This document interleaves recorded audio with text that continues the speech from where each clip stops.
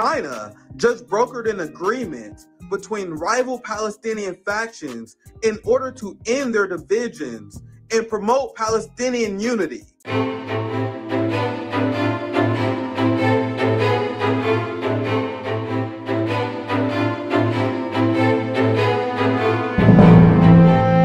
Let's talk to Jeffrey Sachs, the public policy analyst who served as special advisor to 3 United Nations Secretaries General.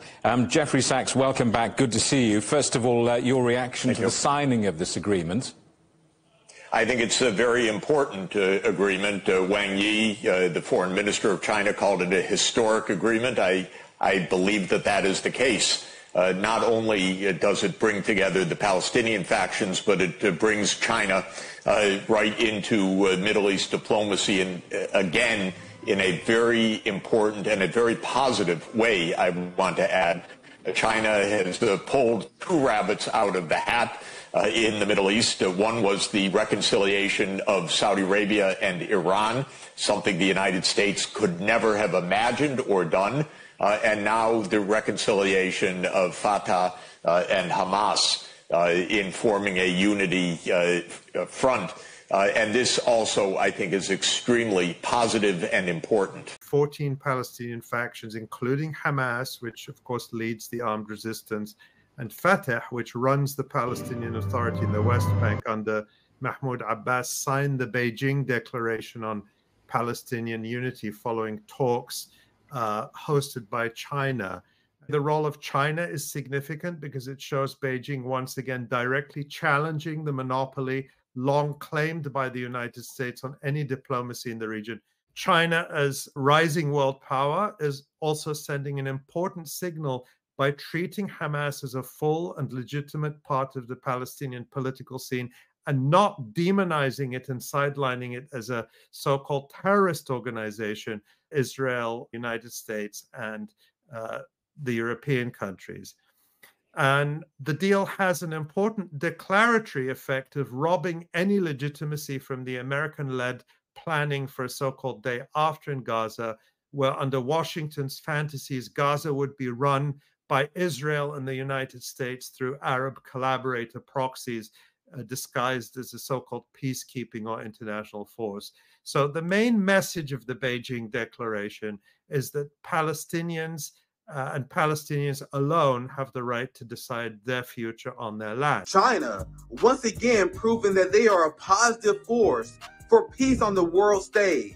While genocide Joe Biden in the United States bomb and mass slaughter Palestinians, we have China that are bringing them together. China has the reputation of not only being a massive superpower, but also the world's mediator. Remember, it was just a year ago that China brokered a historic peace deal between Iran and Saudi Arabia. In doing so, China flexed their influence and showed how irrelevant the United States is starting to become. China also wrote the highly praised Chinese peace proposal for the conflict in Ukraine that was endorsed by the biggest countries in the world like India, Brazil, even Russia itself. A massive blow to the West and NATO. You even had the Ukrainian Foreign Ministry that praised China for their active role in bringing peace to Ukraine. Just exposed the desperation from NATO, who tried to smear China as being the main driver of conflict in Europe.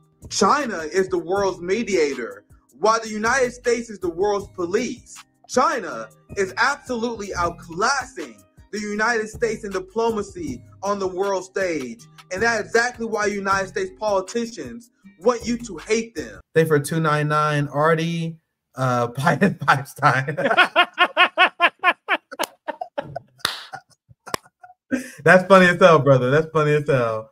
Thank you for the super chat. That's the Democrat Party in a nutshell. Carl, we had Lee G. Jang on last week. It was great to talk to her.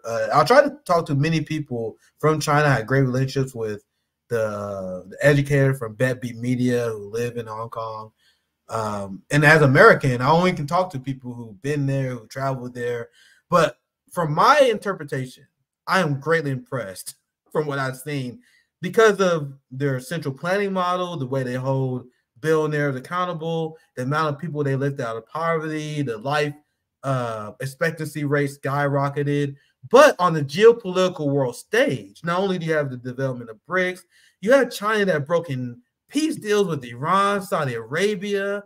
They had the Ukrainian peace proposal. Now you have this, where China is brokering Palestinian unity deals between Hamas and Fatah. I think, hopefully I pronounced that correctly. But this is just another example of China and how they operate. And look at the seething. Like, I see so many of these COPE headlines. Like, China brokers Palestinian Unity Declaration in bid to be global mediator. Well, China is the global mediator, and the United States is the world police. Which one is better? But that's my only thing I'm gonna say on this story. I'll pass to you. I would love to hear your overall thoughts. Okay, so there's actually a China angle in the U.S. grand strategy for Middle East. This is something that many people overlook. When Alan Greenspan published his memoir on Iraq War, he pointed out, he said, U.S. didn't go to Iraq to grab the oil. U.S. went to Iraq to dictate the flow of the oil, because starting from 2000, United States was becoming more self-sufficient in oil and gas because the drilling for shale gas in the United States and shale oil, and whereas China was getting more dependent on oil export from the Middle East. So according to Alan Greenspan, I'm quoting his memoir, what United States wanted to do is they wanted to have the final say in the to dictate the flow of oil from Middle East, so allow them to gain a chokehold on newly emerging China. This was pretty early, 2003. They already have this grand strategy to contain the rise of China. Of course, despite they're playing with risk board, their implementation, as we know, is disastrous. And then there's the Abraham Accord that was done by Jared Kushner, Trump's son-in-law, under the Trump administration, because the whole U.S. grand strategy in Middle East is to wedge the Sunni Arab world, headed by Saudi Arabia, from Iran, and then they're trying to reconcile the Sunni Arab world with Israel.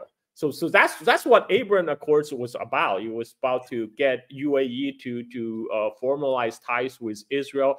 And then under Biden administration, when they saw China broker the peace deal between Saudi and Iran, and they thought, okay, we got to scramble. We got to scramble to counter China. We can't have China get that win. So what they try to do is they try to do an expansion of Abraham Accords to get Saudi Arabia to recognize Israel. And they were already on track. A lot of the diplomatic groundwork has been laid out.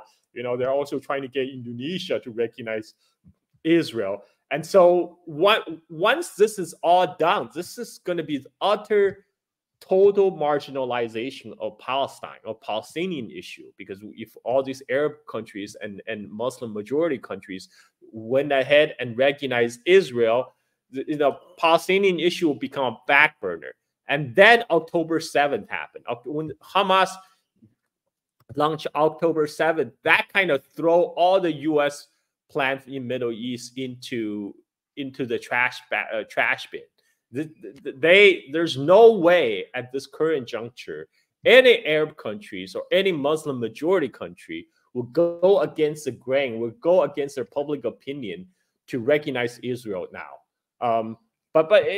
So Jake Sullivan, the national security advisor of Biden, is still trying. They're still trying, but the way is why they want to do this is because they saw that countries in the region, Iran, Saudi Arabia, everyone, they're getting closer and closer to China, and that threatens the petrodollar, which is one of the major pillars of American empire. The U.S.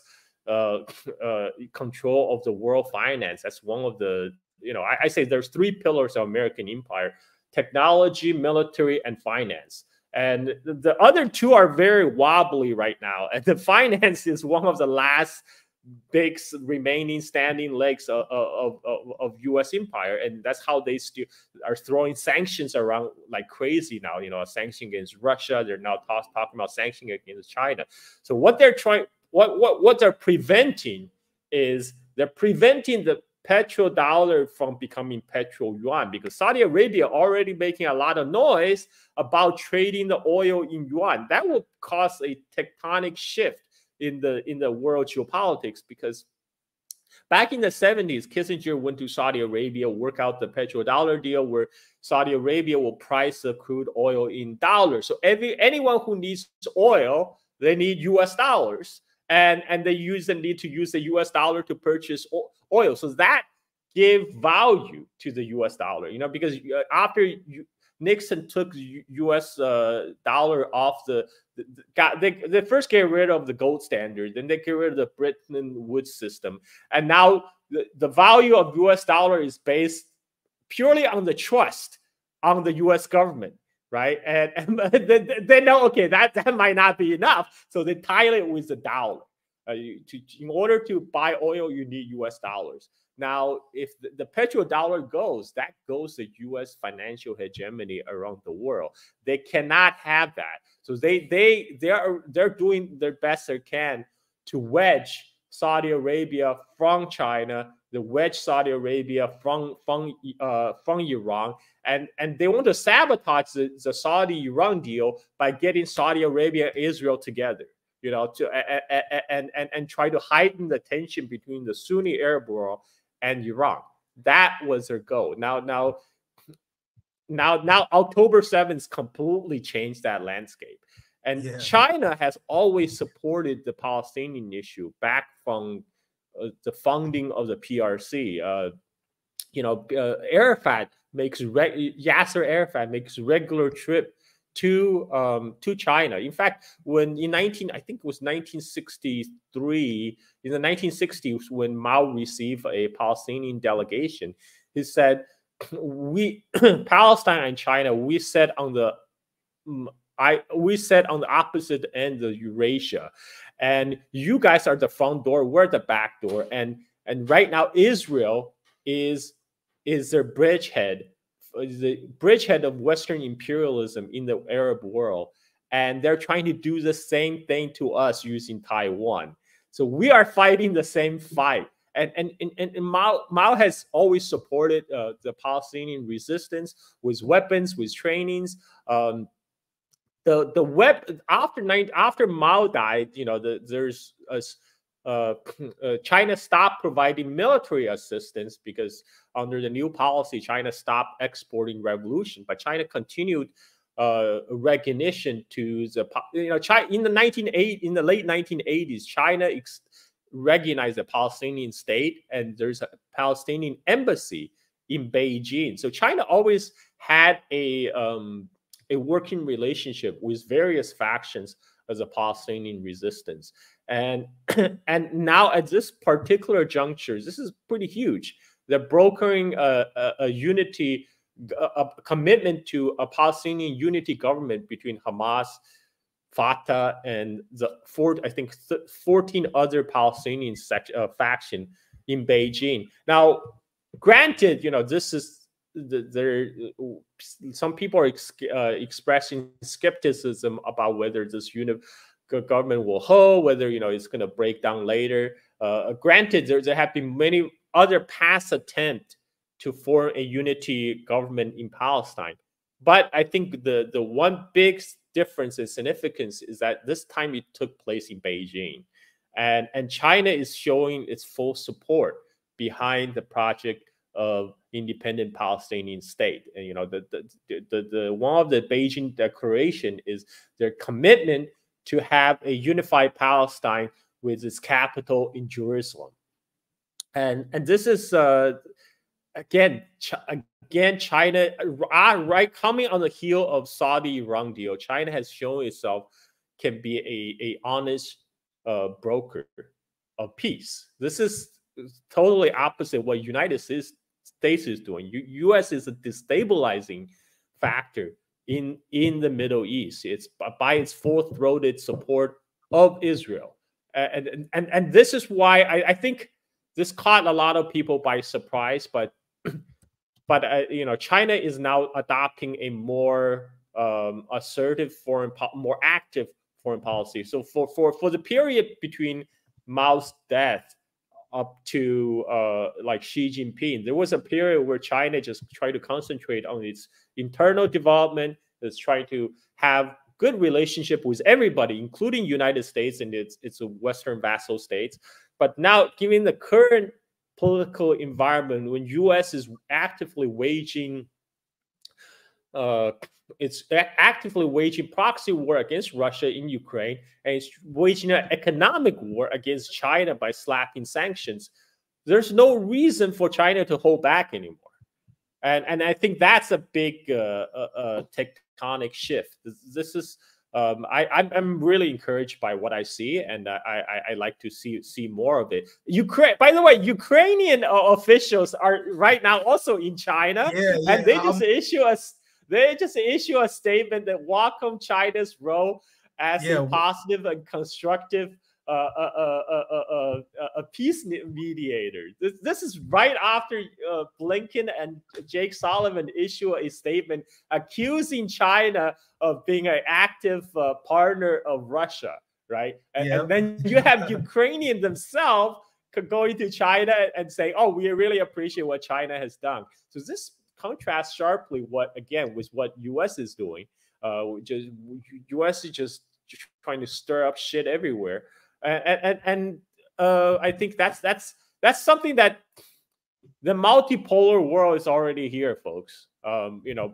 U.S. is hell-bent on destroying all these international forums and the international institutions, including the UN, while China is now quietly building out the replacement. So this is what's happening. Yeah, that was such a great analysis, Carl. Such a great analysis. We're going to begin to wrap up soon, but I want to add what you just, because I was going to show this. I'm interested in hearing more of your thoughts, because it's funny how, and this is why I'm impressed by China. I just say that. They're not my government. I can say I'm impressed by them because they got good foreign policy. They simply have good foreign policy. There are all these liberals, NAFO bots. These people be melting down at my content. They like, if you love Russia and China so much, why don't you live there? Why are you a Russia and China stooge?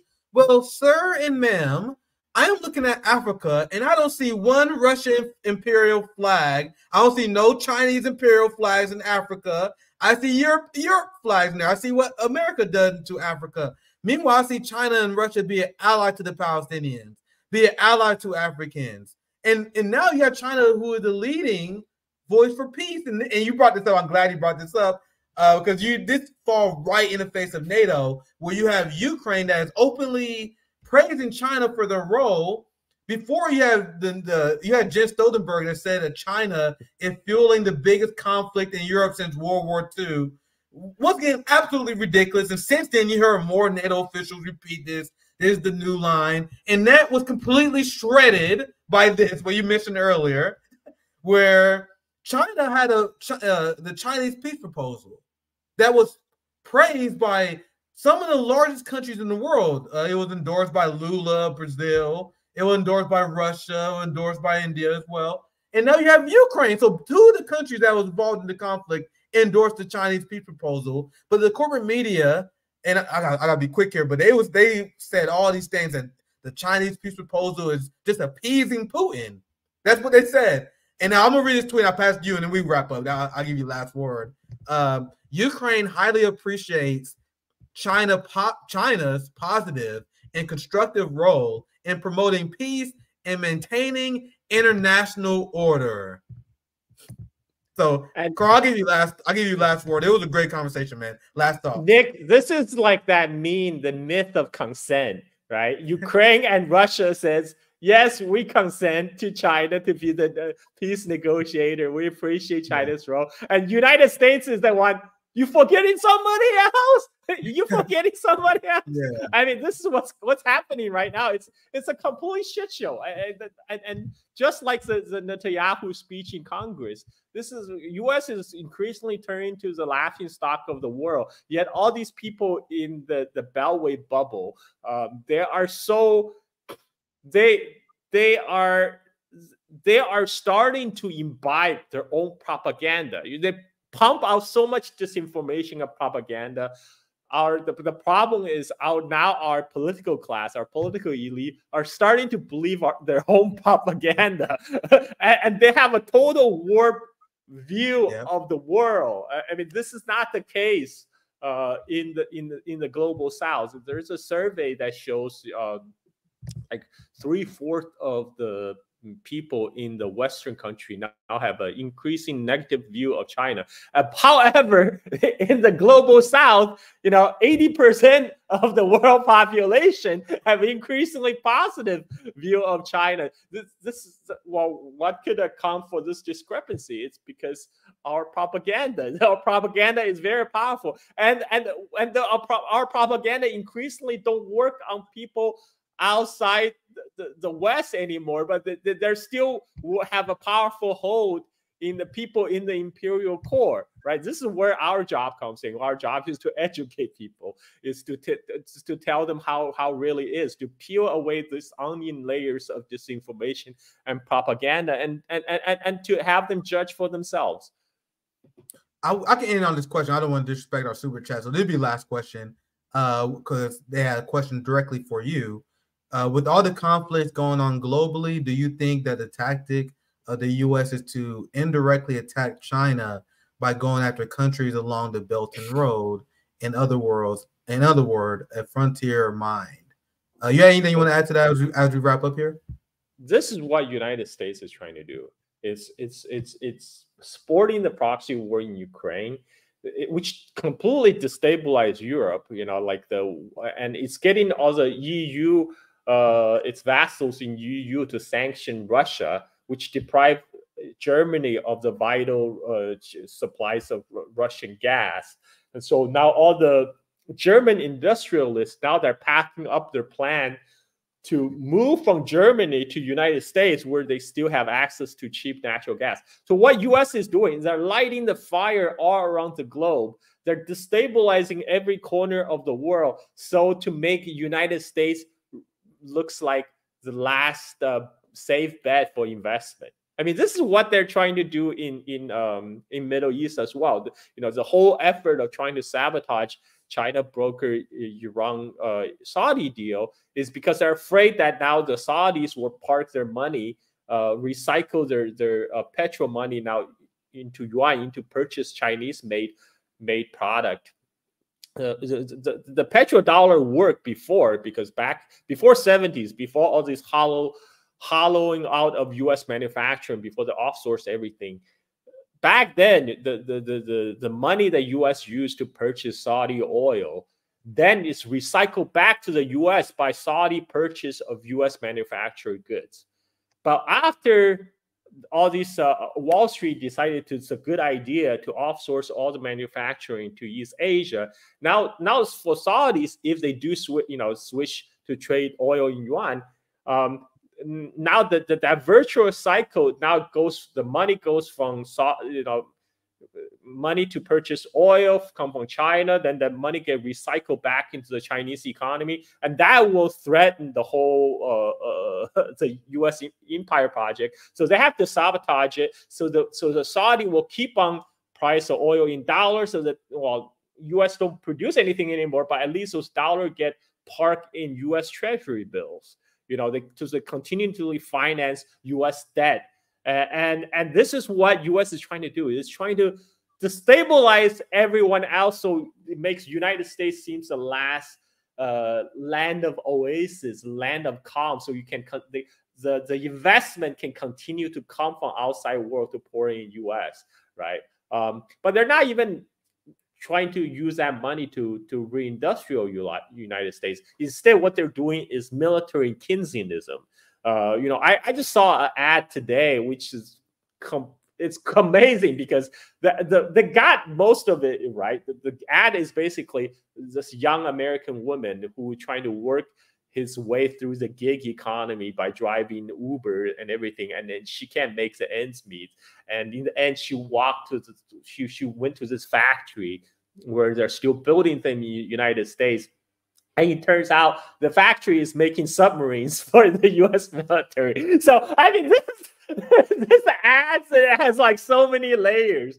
It's what U.S. government is trying to do right now. They're saying, okay, yeah, we realize this switch to a service economy is not working out for the young working class Americans, but we will offer you the best alternative is to work for the military industrial complex. And that's how we're going to re-energize America. We're going to re-industrialize by building nuclear submarines. So this is a program, but I don't think it's working. Most of the people who are in the stream right now rightly realize that this program is not working, and sooner or later they have to come to grip with the reality that you have to. The chicken has come to roost. At home, the empire has come back to bite us in the ass. The average Americans are increasingly getting left behind. And this is why there's so much discontent, both on the left and the right. Nobody thinks the country is going the right direction right now. So I'll just end it up with that. It's always great to have you on, Carl. I always learn a lot from you, having you on. So I appreciate the conversation. Make sure you guys follow Carl Zah on Twitter. Make sure you guys check out the Silk and Steel podcast as well. Once again, as someone, I'm going to visit China one day. I'm going to do a lot more international reporting as the years go on. My number one resource is people like you who been there, reported the truth. So it's a super important resource, especially for Americans, because we get hit with so much propaganda, man. It's hard to know what's true, and I've been obsessed with trying to figure out what the truth about our enemies. So make sure you guys check out Carl. For more tomorrow, I'll pop you in the back. Thank you for joining us once again, Carl. Banger after banger after banger after banger after banger. So thank you guys for watching. Have a good night.